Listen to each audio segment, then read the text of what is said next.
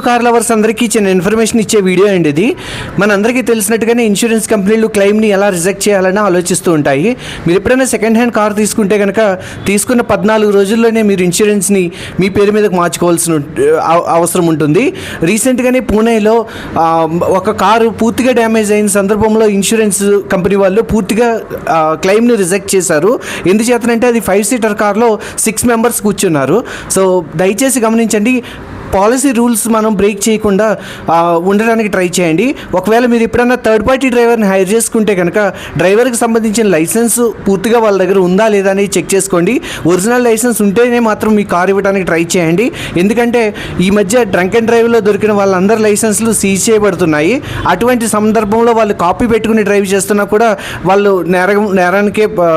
నేరం చేసిన వాళ్ళగానే పరిగణిస్తారు. సో దయచేసి ఈ చిన్న ఇన్ఫర్మేషన్ని మీరు అందరికీ షేర్ చేయడానికి ట్రై చేయండి. తెలుగు కార్ లవర్స్ అందరికీ చిన్న ఇన్ఫర్మేషన్ ఇచ్చే వీడియో అండి ఇది. మనందరికీ తెలిసినట్టుగానే ఇన్సూరెన్స్ కంపెనీలు క్లెయిమ్ని ఎలా రిజెక్ట్ చేయాలని ఆలోచిస్తూ ఉంటాయి. మీరు ఎప్పుడైనా సెకండ్ హ్యాండ్ కార్ తీసుకుంటే కనుక తీసుకున్న 14 రోజుల్లోనే మీరు ఇన్సూరెన్స్ని మీ పేరు మీదకి మార్చుకోవాల్సిన అవసరం ఉంటుంది. రీసెంట్గానే పూణేలో ఒక కారు పూర్తిగా డ్యామేజ్ అయిన సందర్భంలో ఇన్సూరెన్స్ కంపెనీ వాళ్ళు పూర్తిగా క్లెయిమ్ని రిజెక్ట్ చేశారు. ఎందుచేతనంటే అది 5 సీటర్ కార్లో 6 మెంబర్స్ కూర్చున్నారు. సో దయచేసి గమనించండి, పాలసీ రూల్స్ మనం బ్రేక్ చేయకుండా ఉండడానికి ట్రై చేయండి.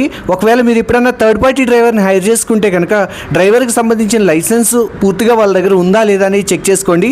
ఒరిజినల్ లైసెన్స్ ఉంటేనే మాత్రం మీ కార్ ఇవ్వడానికి ట్రై చేయండి. ఎందుకంటే ఈ మధ్య డ్రంక్ అండ్ డ్రైవ్లో దొరికిన వాళ్ళందరి లైసెన్స్లు సీజ్ చేయబడుతున్నాయి. అటువంటి సందర్భంలో వాళ్ళు కాపీ పెట్టుకుని డ్రైవ్ చేస్తున్నా కూడా వాళ్ళు నేరం చేసిన వాళ్ళగానే పరిగణిస్తారు. సో దయచేసి ఈ చిన్న ఇన్ఫర్మేషన్ని మీరు అందరికీ షేర్ చేయడానికి ట్రై చేయండి.